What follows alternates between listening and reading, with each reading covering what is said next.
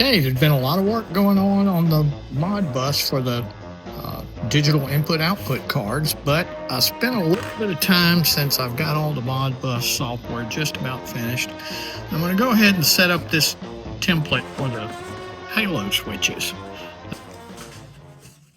This just goes to show you this is a Harbor Freight special. You know, I mean, I'm not a machinist, so I'm not really looking for perfection, but these are 22 millimeter halo switches that we're going to use. Here we go. 21.95. That equates to about a 5/8 inch opening.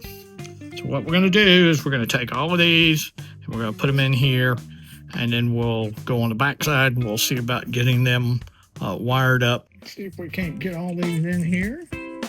There. One. They're looking good. 20 of them total. There we go. All right. Get started. I have no idea now which one is what. I just know they all go in here, and when they get wired, we'll figure out which one's which and what color it's supposed to be. Okay, so we'll tell you this. On these, so you see 4 different colored connectors here. Okay, so this white one right here, this is called a common anode, meaning it's common to all of these other 3. Anode meaning that it takes the positive input. These complete the path back to negative or ground so that it will illuminate. I think this particular tricolor is wired for red, green, and yellow, but we'll see more about that later. No, this is not the permanent mounting that these get. This is just really for sizing things up and testing it so that, because when I cut that piece of metal, I need to make sure I'm 100% correct in what I want to accomplish. We'll test it with this. If it worked right, looks like it's spaced correctly. Changes are required. We'll go ahead and set the template and we'll drill it out, which isn't hard to do because I don't know what I want to begin with. I only have a couple little ideas about things I'd like for it to look like, but yeah, I'm flexible. All right, so now we're going to take this and we're going to turn it upside down.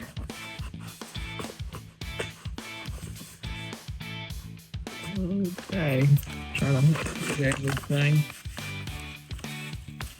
Lost one in the mix there. Hey, okay, yay! They're all in there. These halo switches are referred to as what's called IP67 tricolor. So what does the IP mean? The IP means that it's not completely waterproof, but it's going to keep water out of it. Actually on it, P67 will not allow water to penetrate. And this will be mounted in metal, so it'll get a nice seal. I don't plan on there being any water, but you know what else is dust. There'll be a lot of dust. So IP67 is important. Next level down, dust is IP66.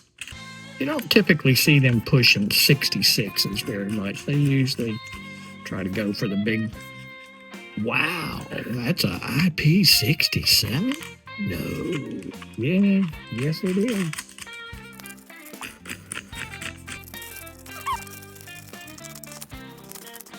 Okay, and the last one right here.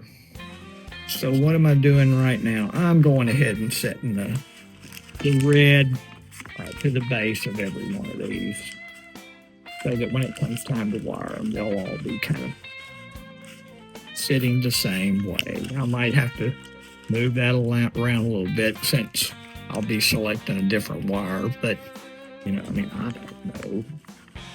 But we're going to know soon enough if we start getting some of this stuff wired up and firing them off. And let's see.